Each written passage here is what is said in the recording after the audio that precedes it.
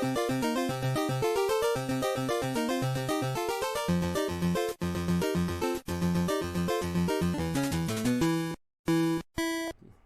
everyone, and welcome back to the Pit and Paddock Race Show for what is supposed to be the greatest week of racing of the year. So, we begin the day in Monaco, the land where rich people who don't want to pay taxes live. Where it was finally, after years of mistakes and mishaps, Charles Leclerc, that was my French pronunciation. It's not Leclerc. Chuck Leclerc led the annual parade to his first ever Monaco win. And a double podium for Ferrari. Sainz was third, divided by McLaren's Piastri finishing second. Piastri / Leclerc. I forgot. Leclerc adopted him. Oh, that's nice. Yeah. It was.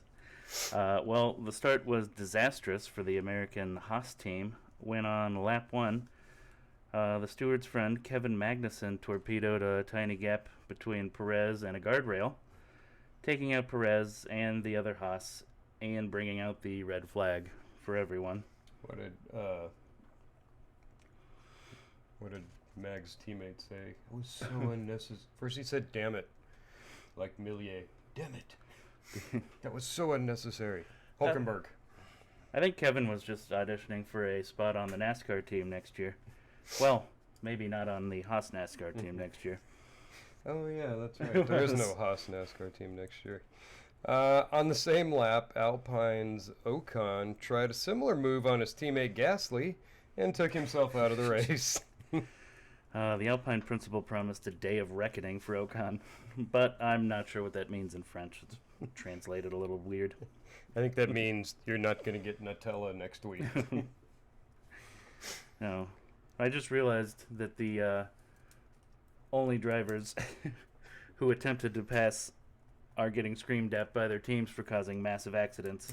Passing is not allowed in Monaco. Like, let's go for a couple passes. Massive crash, and then they both get penalized by their teams. Yeah, Gasly made sure everybody knew that they had both been told whoever qualifies behind the other one has to back the other one up and help them in the race. That lasted all of a half a lap. Maybe I don't. Well, the red flag saved Sainz because he cut a tire on lap one trying to pass Piastri for second. But then once the red came out, the stewards determined it would go back to the original grid. Is that the rule? Yeah. Since they hadn't passed the first marker? The whole team, the whole field hadn't passed the first marker. Oh, okay. And Zhao, how do you say his name, the Chinese driver? Zhao. He slowed just a little bit to pick his way through the debris, and so the red flag came out before he hit the marker. So, Sainz got a European pass. Super lucky. But since they let the teams work on the cars during the red for some weird reason, he replaced the tire and everyone got to replace tires. Yeah, and the whole field. Almost all of them went to the hard, except for the ones that started on the hard. They were kind of hosed. But everyone that was on the medium went to the hard, and then they didn't have to stop for the rest of the race and managed to make Monaco even more boring. So they went the whole race distance on one set of tires. Great job, Pirelli. You sound like Goodyear now. They were all going like 2 seconds off the pace to 4 seconds to save the tires. I even heard Mercedes tell Russell, there's no advantage to going faster. If someone's purposely going 2 seconds slower and you cannot get by them, then what are we even doing here? Exactly. Like on any other track, you can get away around them, and it's fine, even the tough-to-pass tracks. But if you're intentionally going 2 seconds slower and no one can get around you, then that's kind of ridiculous. Especially now that the cars are twice as big as they were 3 years ago. So, for the race rating for Monaco, I gave it 3 stars. It would have been 1 star, but it did have a pretty good crash at the beginning, and Leclerc finally broke his curse and won, and everybody cried. Because I like Leclerc, I would also give it 3 stars there. 3 stars. And because it let me get a good nap in for, I don't know, the middle 60-ish laps. So that was nice after waking up early to watch it live. Yeah, I woke up like 5 minutes before it started and watched it live. But then when they red flagged it, I fell asleep again. I don't think I've ever watched Monaco live. It's been years. Just usually because I'll start it late and then switch over to Indy when it starts. Not now that we have the F1 app, which is a wonderful thing, and F1 should advertise on our show. Yes, that's and we'll correct. say more wonderful things about it. F1 TV is excellent. Yeah, it was a parade as always, and every year we hear more drivers and team principals complain about the lack of action at Monaco, but nobody actually does anything about it. And the cars keep getting bigger. That doesn't help at all. Yeah, for the first time in history, the top 10 cars finished in the exact same position they started. Hamilton. This is Hamilton. He asked the media how they stay awake watching the race. The same way Hamilton did watching Schumacher all those years. I did hear a radio message from Verstappen to his pit saying, "F me, this is so boring. I should have brought my pillow."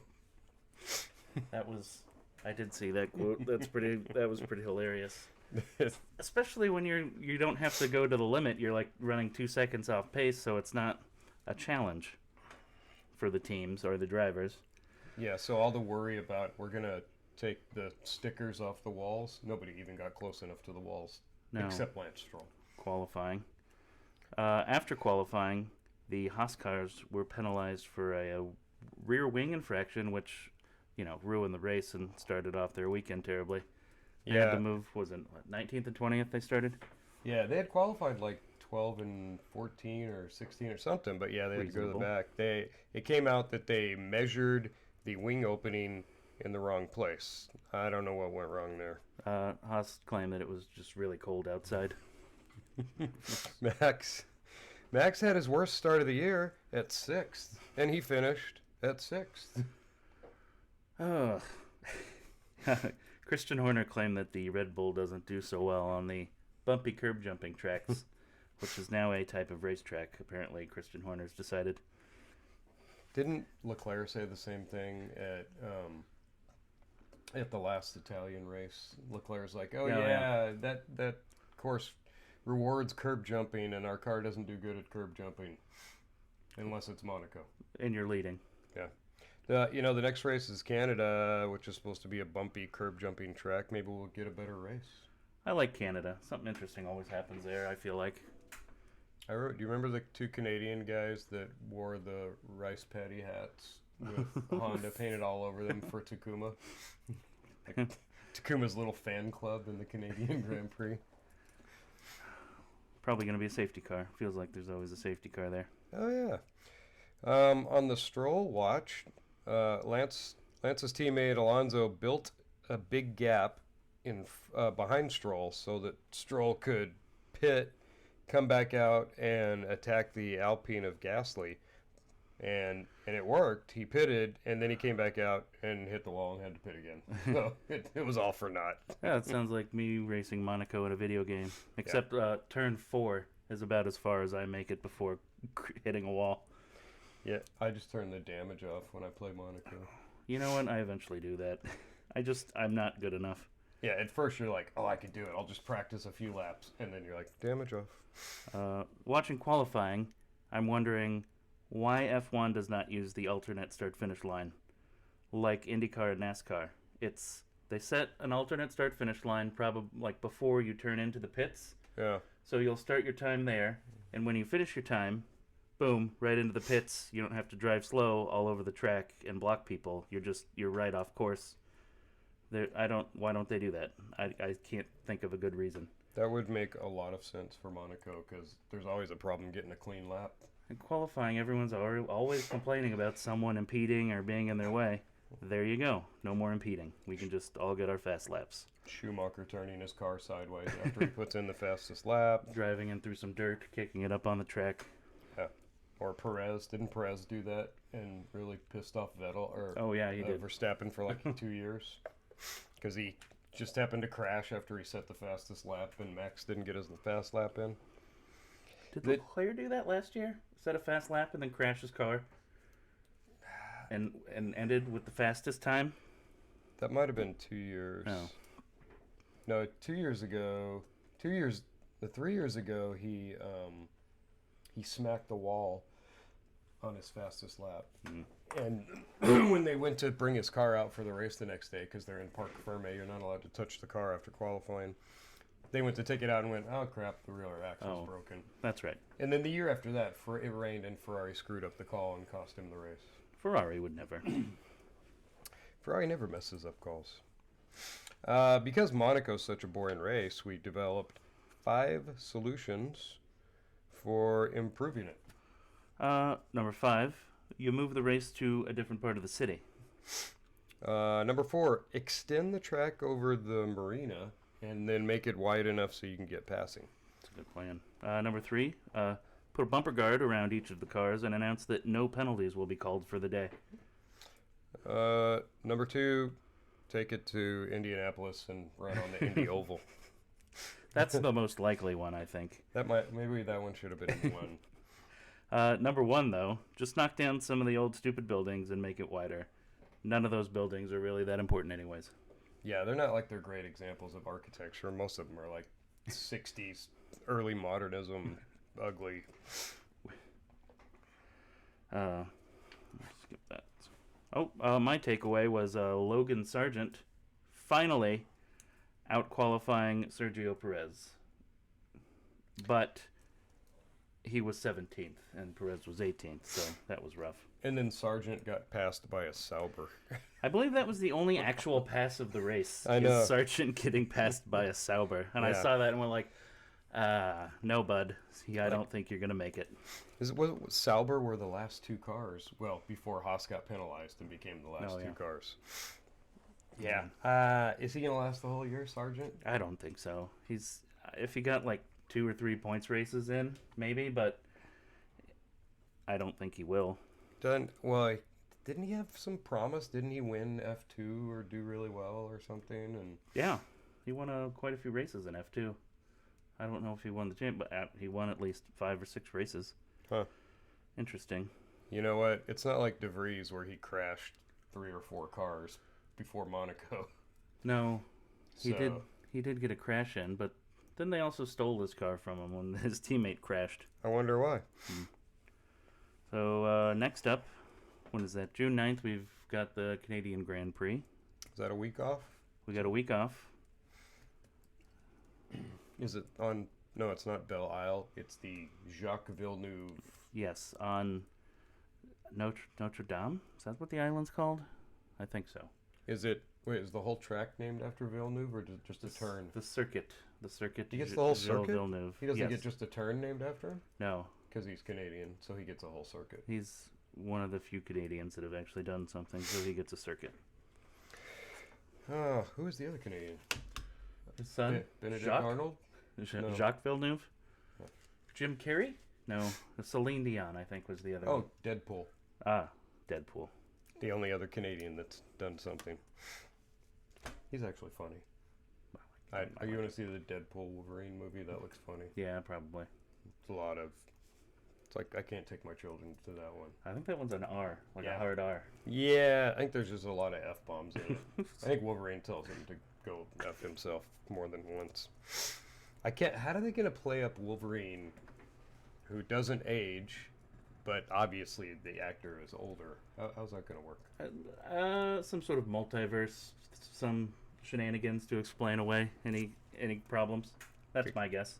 Yeah, got it. Whenever there's a difficulty, just say, well, multiverse. It's sort of, that's how the comic book movies work. Yeah, the multiverse, so we've got this. That's how you get a franchise to keep going on and on and on relentlessly, is bring in the multiverse. It's like polarizing the warp field coils or something. Oh, yeah. That's why Star Trek was sci-fi and Star Wars is fantasy. Because Star Wars never explains how any of the engines or anything works. How does that work? I don't know, faster than light. Don't worry about it. Yeah. Lasers. It's light speed, but it's faster than light speed. We just call it light speed. We later learn it's not really that fast. All right, on to IndyCar, where animals were lining up by twos as biblical rain delayed the start of the Indianapolis 500 by 4 hours. That's okay. I got some drinks in the whole time. But after driving near the front all day, Newgarden pulls out a miraculous last lap pass over a very dejected Pato O'Ward, who once again finished second. And, of course, Scott Dixon somehow getting his way up and finishing third. Who says cheaters never win? What? Newgarden wins it. Wow, the guy who cheated his way to a win, and his team owner also owns the track and the entire series. I was told it was an oversight. Yeah. I mean, even with the rain delay, it was the only race of the weekend to live up to the hype of everything. F1 was a parade, and NASCAR got cut short. Yeah, the 600's usually interesting, right? I mean, that's not a horrible track. Yeah, they've been really good on the mile and a half ovals lately, and with that much length, there's a lot of good strategies, and from transitioning from light to dark really changes the cars up a lot too. But not when you cut the race off halfway. So on the backstretch, I saw Pato takes the lead with one to go, and I'm like, don't do that. I've seen how this move works. And I was like, man, he's just gonna slingshot him on the back, and he starts doing the dragon. I was like, I'm not sure if that actually helps or if it slows you down too much, swerving the speed off the tires, and I can't. He's trying to break the draft. Yeah. But he went way low. Yeah. I was like, man, is it worth it going that low, or do you just keep your foot in it? Apparently not. And then I don't know. Well, either way, it didn't work. That swerve lost him the race. No, I think you're right. I think it scrubbed off too much speed trying to break the draft, and that cost him. I don't know. Maybe you let him. You can't let him go. You don't pass him on. You wait and get him on the last half of the lap. Get him on the backstretch. Yeah. Why? I don't know why he took him there, unless Newgarden maybe lifted a tiny bit and let him go around him.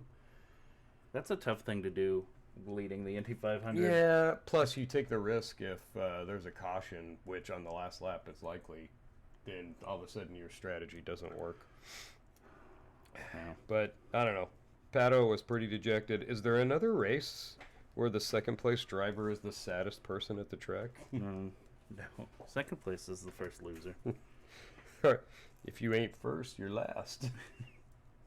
Was that Ricky Bobby? Future NASCAR Hall of Fame driver Ricky Bobby. It was his dad, right? Or no, he just imagined his dad said, "If you ain't first, you're last." I think so. Yes. Oh. Ricky Bobby Sr.? No, that wasn't his name. Who played his dad in that movie? I know, it was the guy from Office Space. Lumberg. Was it? He was pretty funny. What do you mean if you ain't first, you're last? You could be second, you could be third. I feel bad. He went his whole life thinking that his dad taught him that, and his dad's like, I never said that. That was a pretty good NASCAR movie. Poor Pato. This is his, I believe, 75th time he's finished second to Newgarden in a race. Is it seven? Oh, six. 6 times he's finished. It feels like every other race this happens. That's not equity. And he gave NBC a nice F-bomb during the post-race interview when he's like, so effing close.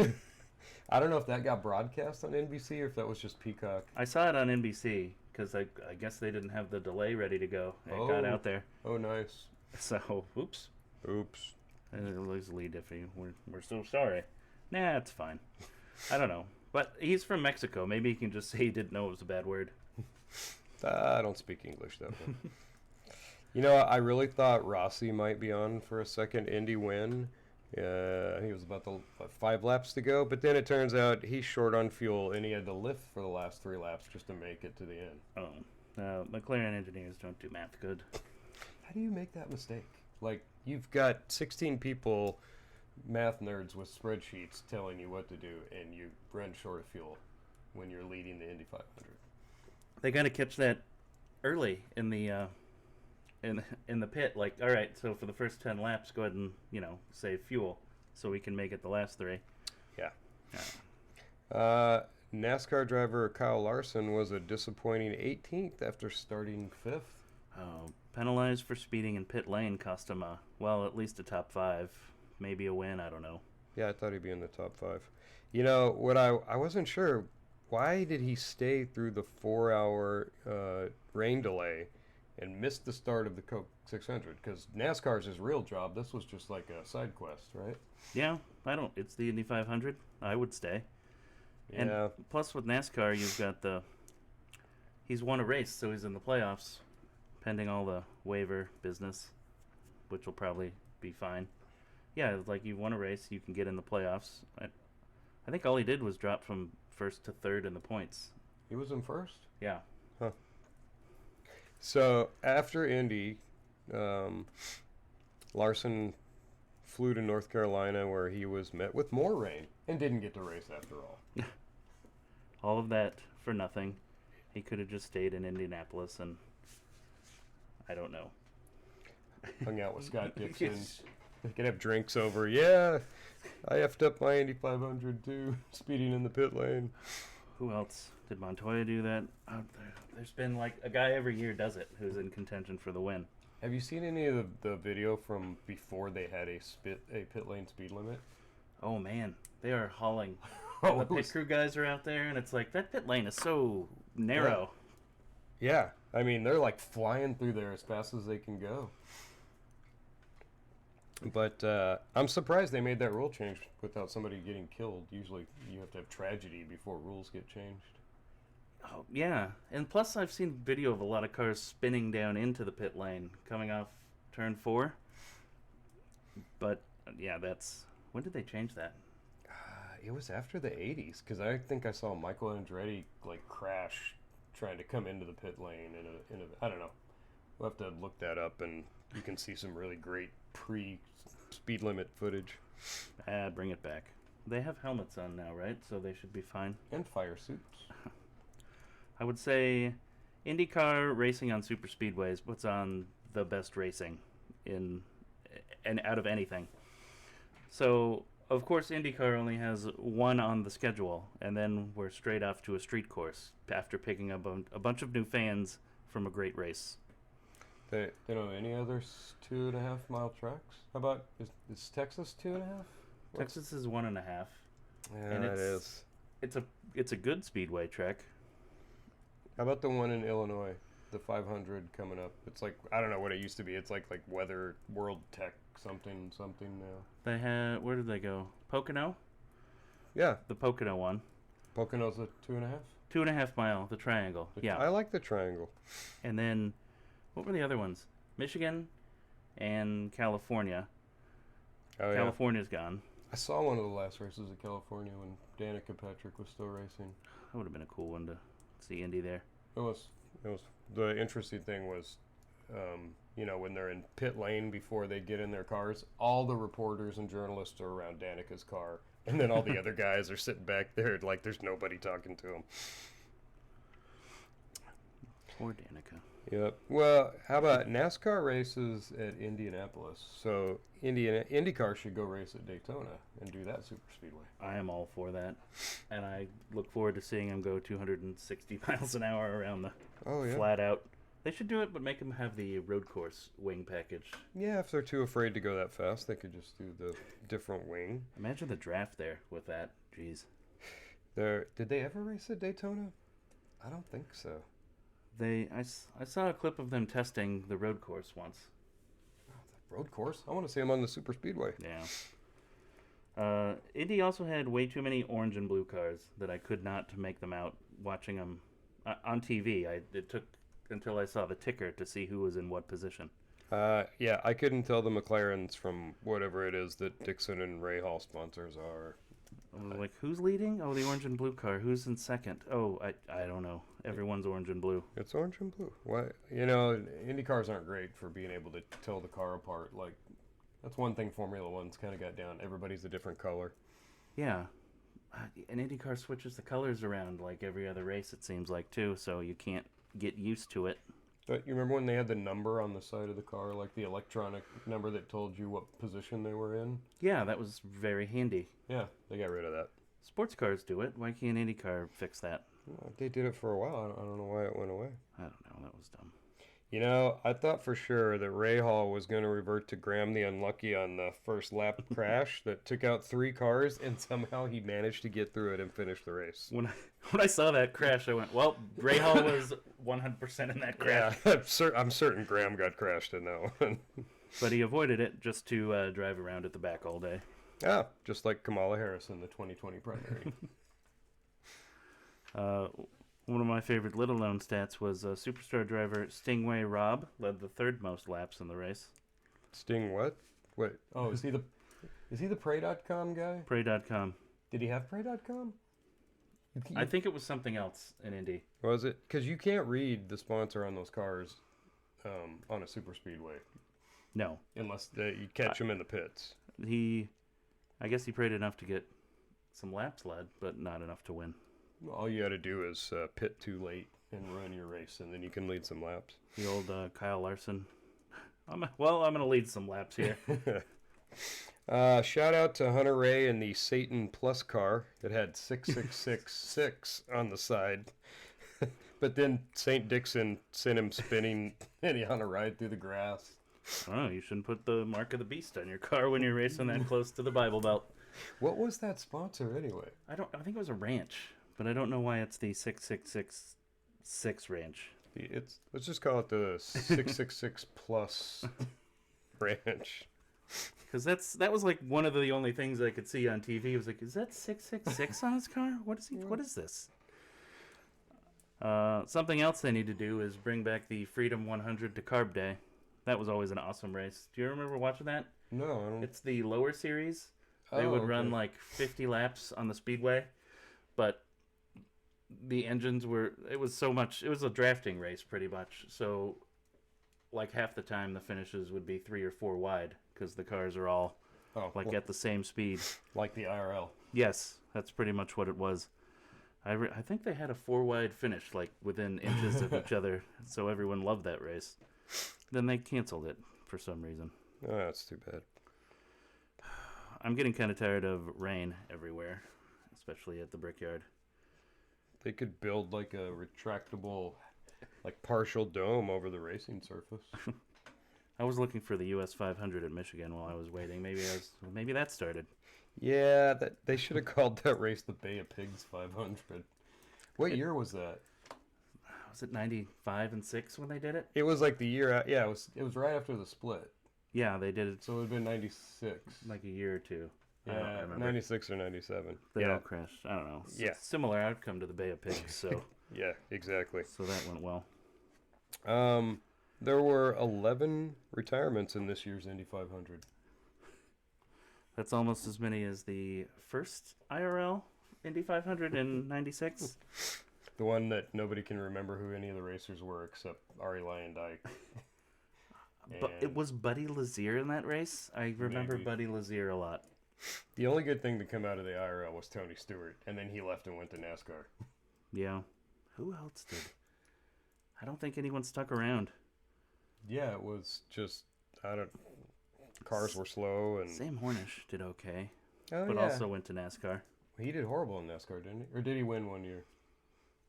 I think he did a lot of the Busch races. He was fairly decent in that. Fun fact, in 1966, only 7 cars finished the Indy 500. 14 crashed out, and the rest broke. That's rough. I don't know how that many cars break, but like the crash was like a early crash, and it took out like 16 cars or something ridiculous. Like a lap one. 14 cars, sorry. Lap 1 leader crashed or something. Yeah. It was like what year was it when like the 70s when Foyt and Andretti were at the front with the rookie in the middle and the rookie took them all out on lap 1. It was kind of like that. Oh. Was it Stingray Robb? It was probably Stingray Robb. The 80 I read today, the 1981 Indianapolis 500. The winner is still in dispute because Andretti, or officially the winner is Al Unser, but then they gave the win to Mario Andretti, because Al Unser passed like 6 cars on the yellow. I think they were lap cars or something. And they said, oh, you can't do that. So they gave the win to Andretti. And then Penske, who owned Unser's car, protested, and like 2 months later, they reverted and gave the win to Andretti. Well, Penske didn't even own the series. Unser. I'm sorry, they gave it to Unser and Andretti, but Andretti still won't give his ring back. He's like, I wouldn't. Sort of like when Paul Tracy won the Indy 500 in 2002. Oh. Same sort of. The kart driver that wasn't allowed to win? No, we went back to the yellow here, right before you passed him. That's when we threw the yellow. Yeah. Sorry. They still owe him a trophy for that one. Next up for IndyCar, the Detroit Grand Prix in the streets of Detroit, where the mayor promised to have the potholes filled and the homeless removed. I think the mayor said we're going to clean this place up like San Francisco hosting a Chinese dictator. We're just going to hose all the streets and the homeless. Let's get the homeless out and put some plants in here. Street races are actually fun. The one we went to in Vegas was a lot of fun. That was it's fun to watch. I don't know what was wrong with Belle Isle, though. I mean, I've been to Belle Isle. That was a pretty good track. I don't know why they moved. Oh, I guess downtown's a little more easier to get to or something. Yeah, because there's like one way in and out of Belle Isle, so I can't imagine what the traffic's like on race day. That's the one where they have the dueling pit road, where there's cars on either side of pit lane. Do you remember that from last year? Yeah, I can't. Like, you can't see it when you're... Like, I went to Belle Isle in, like, July when there's nothing there. But I could follow the course around the track by just following the black marks from the soft tires everywhere. Oh. Did you jump in the fountain? I did not. They frown on that for some reason. No. I guess you have to win the race. Moving on to the second biggest disappointment of the night. We're going to finish up in North Carolina, where Christopher Bell won the Coca-Cola 373.5, sitting by himself in the garage, he found out later. So it looked like it was pretty much a Hendricks and Gibbs show again. Yep, like a lot of pretty much Byron, Bell, Hamlin, Elliott was up there. Some solid racing. There was some pretty good strategies, or it could have been some interesting strategies, but they never really got a chance to play out. And then the big news was Kyle Larson making it to the track. Everyone was super excited. And then the rain started. The rain followed him from Indy and ruined 2 races in one day. Man, it's probably the global warming. Yeah, I saw the camera when... like his helicopter came down, and then the Larson cam followed him through his golf cart, and then running over to his car and getting his helmet on, and well, excited, like, all right, well, they're on a rain delay, so we can get in the car pretty easily here. I'm guessing he changed his fire suit in the helicopter. So they're on the plane or something. Was he in the same? Wait, was he in the same fire suit? No, he had a different. That one had a 5 on it. I saw. Oh, yeah. I had heard that. For switching drivers, it was going to put him at the back of the pack. I think so, yes. So they never actually put him in the car when the cars were sitting there because they would give up that position. Yeah. I think once they were going to put the race under yellow, he would have switched, because then he probably still would have gone to the back, but it wouldn't have been a penalty for it. Oh. I'm not... Well, actually, if they're going slow enough, he probably could have got the seat change done before... Oh, yeah. Anybody else came by. In NASCAR, you're not allowed to touch the car during a rain delay, are you? No, unless there's some small NASCAR, put a cover on it and things like that. Can you touch the car after qualifying, between qualifying and the race? Can you make adjustments in NASCAR? Usually not. Okay, so it's not just F1 that has that. NASCAR does that for, I know, the super speedway tracks. I mean, Formula One had a good reason, because people would, like, qualify and then go put a completely new engine in it, and... Yes. And it was more of a cost cap thing. NASCAR had that problem before, too. Qualifying engine would switch it over, and, half the car would change out for the race, and then it was like, this is expensive. And then Mercedes just came up with the party mode switch on their car for qualifying, not qualifying. So they ended up calling the race about, I don't know, what was it, 3 hours after Kyle Larson got there. It started raining. The rain had actually started drying up, but then NASCAR said it was taking longer to expected because it was so humid out. Why didn't they just use the damp tires? I don't know. They've never ran them on the 1.5-mile track, but they're going to be testing them. I was like, put them on the cars and have them run 10 laps under caution, get the track dried off, something like that. Yeah. I don't know. Seems like it was a perfect time to test damp tires on 1.5 miles. In contrast, I remember IndyCar sent out a press release Sunday morning giving a specific time schedule of like the latest the race could start. Do you remember seeing that at all? Oh, yeah. Like, we're going to start this here, and we have until this time to get the race in. And if it's any later than that, we'll move it to tomorrow. Just, a clear schedule.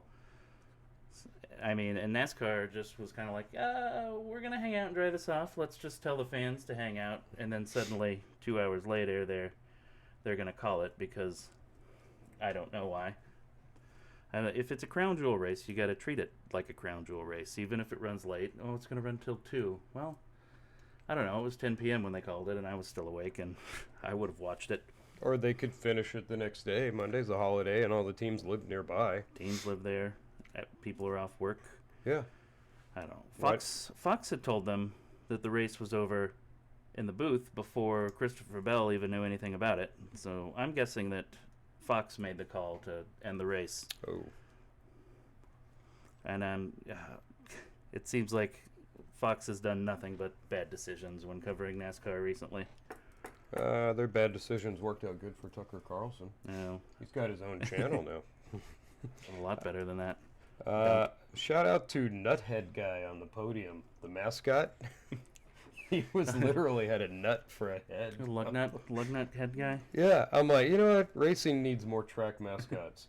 Then they can have a big mascot thing like college basketball does. He can battle the Firehawk to the death. Yeah.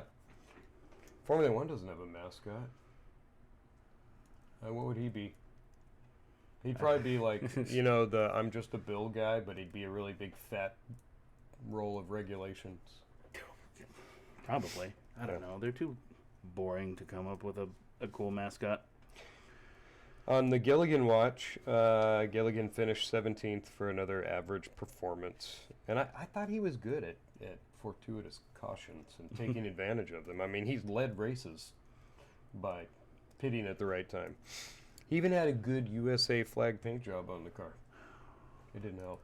Well, no. 17th is actually a fairly solid run for him this year. That's a good Gilligan finish. Yeah. I've heard a lot of people complaining about Kyle Larson getting the NASCAR playoff waiver for running Indy. I don't know, I talked about it earlier. I think it's the stupidest thing I've ever heard. The rules actually require a driver to start every race, but NASCAR is allowed to give them a waiver for reasons, and I'm pretty sure NASCAR keeps it fairly vague for a reason. Wait, why do they care if the driver starts every race or not? He loses the points. Right, that's kind of a penalty, isn't it? Losing the points. I think NASCAR just wants to keep drivers from being like, you know what? I don't like road courses, so I'm not gonna go, which is stupid to lose for the points. I don't know. They can give out a waiver anyway, right? Like they can just give out a waiver. Chase Elliott was injured last year. He got a waiver. Chase Elliott wrecked someone and got suspended for a race. Waiver. So it's pretty much just NASCAR gives you a waiver unless you do something stupid for whatever reason. Yeah. For maternity waiver, jury duty. I think they would do maternity. Fortnite tournament. Is it a big tournament? Drag queen story hour waiver? No waiver. Not a waiver. Ballot harvesting waiver. Depends on the state. Depends on what state. I'm not gonna be at Sonoma because why? I'm ballot harvesting in California. My leg hurts. I don't know. I think just being the Indy 500 is a good enough reason to. He didn't even want to skip the race. He attempted to make both. Yeah. But you're in Indy, and it's a lot bigger prize money. I would stay there. I don't know. It's the Indy 500. NASCAR benefits from him, their star being in that race, just as Indy benefits from him being in it too. So, whatever. I thought for sure when I saw the rain delay that Larson wasn't going to get to run in the 500. I was surprised that he stayed. I thought, I don't know. It must have been worked, or Larson just said like, "Nope, I'm here. I'd rather win this race than run another NASCAR race. It's not just another race; it's Indy." I mean, Hendrick had to agree to it. Oh yeah. Well, Hendrick was there too. I saw him on the grid. Oh, okay. I don't know. Whoever thinks he shouldn't get a waiver is mentally disabled. That's my hot take on that one. Jealousy. Yeah. Like, I think you should get a waiver for the bit. Like, if you're gonna run 24 hours of Le Mans or Indy, you know, those Monaco. If suddenly Brad Keselowski decides he wants to run Monaco in a Ferrari, okay, you can have a waiver. Knoxville Nationals. Yeah. I don't think that one's usually at night, so it wouldn't be a problem. Well, wait, the race goes into the night, but yeah, it's usually a Saturday night race in Knoxville. I don't know. Kyle Larson, I think, won it last year. Yeah, he actually did race the Knoxville Nationals, didn't he? Well, let's look into the paint schemes here. We've got some pretty special categories this weekend. So, my most American flag scheme in the Xfinity Series, Josh Williams, he stood out above the rest because his American flag had a bald eagle sitting on top of it. So that's my winner. That is pretty good. And then we have the least American flag scheme. I'm going to go with Jimmy Johnson's Advent Health car. He didn't even have a star on the car or anything close to American flag blue. Come on, man. Loser. Everyone else at least, flagged it up a bit. Yeah. Is that the term? He could have thrown some stars on there and said, look, I did the stars. Leave me alone. Look, we got stars here. America. Honorable mention, American flag scheme. Santino Ferrucci in the Indy 500. That was a good one. The car literally looked like an American flag.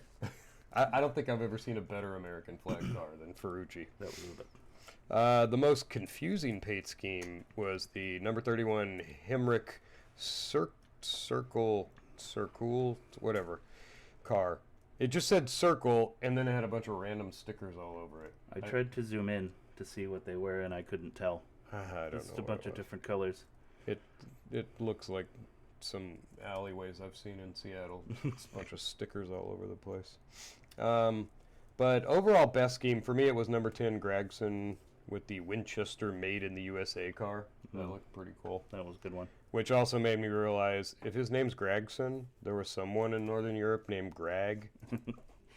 In order to be Greg's son, which is slightly better than Mongo from Blazing Saddles. So it's like a troll's name or something. Yeah, it does. Greg the Mighty. That was a good car. I liked Chase Elliott and Ty Gibbs both had their...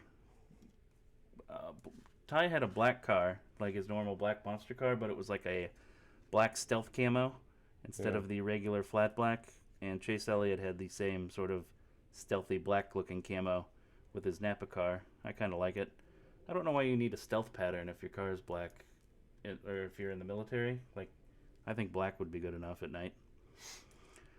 But they look cool on the track, so I like those ones. Overall, I wasn't really impressed with the special paint schemes this year. Well, everyone just kind of added like some blue, some stars, or like blue or red stripes to their normal paint scheme, and called it good enough. Yeah, the stars and stripes were a Memorial Weekend requirement. Just like when you go to a Hollywood event and you have to put on a Ukraine flag and a rainbow pin. Same thing. You were supposed to put stars and stripes on your car. Well, Slava Ukraine, obviously. I saw that President Trump was at the race, sitting with, I think he was on the Childress pit box. Oh, is that where it was? Yeah. I couldn't figure out. I figured it must have been Bell because Bell won. It worked for McLaren. McLaren had the win there. So why didn't Fox get a Trump interview while they were there? They extended his trial gag order, I think. They couldn't talk to him. Still not allowed to talk to the media. Did he say, the race was rigged?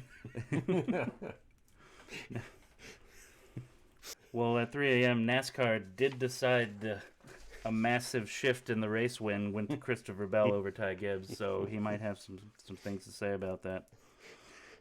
Some unexplained laps showed up. Couple, just at 3 a.m. we got an extra 100 laps in, and Christopher Bell gets the victory. Everything's fine though. Don't look into it. I heard LaJoy is going to run a Trump car at Indianapolis this July, but it's not Trump paying for it. It's one of his packs. I don't know. I know LaJoy ran one in 2020, but I thought NASCAR had banned political sponsors. Yeah, I did hear that they weren't going to let any political sponsors. Can they do them in the Xfinity series? Maybe. I don't know. I think they banned it for everyone. That's too bad. Because they don't like everyone complaining about everything on the internet. I was looking forward to the libertarian car paint scheme. Nobody can agree on what to paint it. It would be like a porcupine pissing on a pile of money. Well, in sad news, I found out earlier today that Stewart Haas was going to be shutting down at the end of the season. They have currently 4 charters up for sale. Well, I assume they're all going to be for sale. And I'm hearing that Front Row, 2311, and Trackhouse would be up to get one of them each. And then the 4th one is nobody knows what they're going to do with that one. Is that 2311 where it's like part Arabic numbers and part Roman numbers? Yes. So everybody's confused when they look at it? Don't say 23XI, which is what you always think in your head when you see it written out. Yeah. Nobody looks at it and says 23XI. Oh, that's 11. Oh, it's 2311. Okay. Why are they quitting, though? I've not seen a good reason. I'm just guessing either A, they're losing money, or B, they're just burned out. I would guess burned out. Tony Stewart has not... I know, he started his drag racing team, and he's been doing that all season. And I don't know what Gene Haas does besides lose money in Formula One. It's like Tony really hasn't been around NASCAR a whole lot since they left his dirt track with the Truck Series without telling him. So is it burned out, like, oh, this is just a whole lot of work and I can't do it? Or is it like George R.R. Martin burned out and I just don't have the juice for it anymore? Probably that one. Probably just, man, I'm tired of this. Yeah. Did I say 7 books? No, 5, and I'll never finish the ending. Plus that, I don't know, charters are worth 30 to 40-ish million a piece right now, so that's a seriously pretty good paycheck to come down. Yeah, that would pay for like 3 Formula One car teams for Haas, or just the chassis, or a Monaco Grand Prix weekend. Oh yeah. So I'm wondering if another team switches to Ford, because that's 4 of Ford cars, and what is there? Penske, Wood, and the 2 front row cars are all the other Fords. Who's 6 Fords? Keselowski has a Ford. Oh, the 2 Roush cars also. Yeah. Gilligan has a Ford. Yeah, but you're right. There's not that many Fords. I wonder. So. I would guess that a lower-ranking Chevy team switches to Ford. Yeah. Ford will probably throw some money at someone. I don't know, maybe like Spire or one of those. Well, if they buy one of the charters, they probably have to stay. There's a Ford agreement still in place. That usually goes out the window when you buy the charter. You can do whatever you want with it. Yeah, I just figured he sold it because he needs to pay for all the broken F1 cars. Thank you, Magnussen. Too bad. Well, Magnussen won't be in the 41 car next year for Haas. Is that his number in Formula 1? Is he 41? I don't know. That's one of the Haas cars in NASCAR. Oh, okay. I don't know what he and Hulkenberg each... Because now Formula 1 drivers can keep their number. Yeah. And I wish they would make them a little bigger on the car, because I always forget. Oh, yeah, it's hard to see. Well, we all know that Verstappen's won, because that one goes to whoever wins the championship that year. Yeah. So you can't pick one. And does anyone have 7 now? Because the first year they had it, Kimi took 7. I don't know. And I'm thinking, since Kimi doesn't race anymore, I wonder if anyone else took 7. I don't know. I don't remember their numbers that much, because they just put the 3 letters for their name on the screen. You don't know the drivers by their numbers like NASCAR really does. Europe doesn't like numbers. I think numbers are fun. Coming up next for NASCAR, we've got the 240 lap, 300 mile race in Gateway International Raceway. It's called, just outside of St. Louis. Do they call it the St. Louis 300? They call it the Worldwide Technology 300. Oh yeah, is the sponsor. I remember. Oh, okay. Wait. But there's a Worldwide Technology track. I thought that was a 500. This is the Worldwide Technology Raceway. Oh, so it's a 300, not a 500. It is. I would say it's the most like Phoenix out of any other track. Does it have a weird turn? Mm-hmm. Turn 2. It used to be turn 2. Now it's turn 1. The two turns are different shapes. Yeah. And different banking. So Phoenix, a lot like Phoenix, which usually means that the race is not going to be super exciting. Oh man, that Phoenix race was boring. Well, in other racing news, I spent my time this weekend when there was not racing on, watching rain fall on the track, waiting for the track to dry pretty much. That was boring. I was up north, and there were a lot of razors up there because it's Memorial Day weekend and all the campers come out. So I watched razors race up and down my dirt road, spreading dust everywhere. Did you yell at them? No, because they can't hear you. Oh. Razors are loud. You know, I would get a razor, but I want one that's electric so you can actually use it for hunting. Is it the scooter, or are they the like side by side? Yeah, the side by side, like ATVs kind of. Yeah, okay. They're all either 2s or 4s. Every once in a while, you'll see like a 6-seater roll by, but yeah, they're all gas, which is fine if you're just cruising around. But if you're trying to hunt with that thing, you're gonna have to hear you. Park it and walk miles. It's not really that much of a benefit. Yeah, that kind of ruins the whole purpose. But if you had an electric one, you could get up a lot closer. Do they make one? They should. I'm sure somebody does. I haven't seen it yet. Maybe a hybrid. You could switch over. You can get like a quad that's electric, I know, but I mean, if you're out doing a lot of scouting, then it would be better to have an electric razor, side by side, whatever you want to call it. What do they call it in Dakar now? They don't. They used to say SVS, and now they have some other designation. I don't know what the term was this year. They came up with some weird thing because I don't know. They probably had a committee, and since Dakar is based in France, a committee. That's it for this week? Yep, that's it. We're going to relax a bit until next week with not the greatest day in racing. No, well, we have Detroit for Indy, and then we have NASCAR. NASCAR. We always have NASCAR. There's always NASCAR. Even Mother's Day and Easter. Shame on you, NASCAR. Oh. How could you race on Mother's Day and Easter? I'm thinking NASCAR secretly got bought by the Chinese because they added races and started racing on holy days. That sounds Chinese. They would probably race on Christmas if there was racing during that part of the year. Well, the NFL does now, so. Oh yeah, probably got bought by the Chinese too. China. That's it. Shut it off. We're done.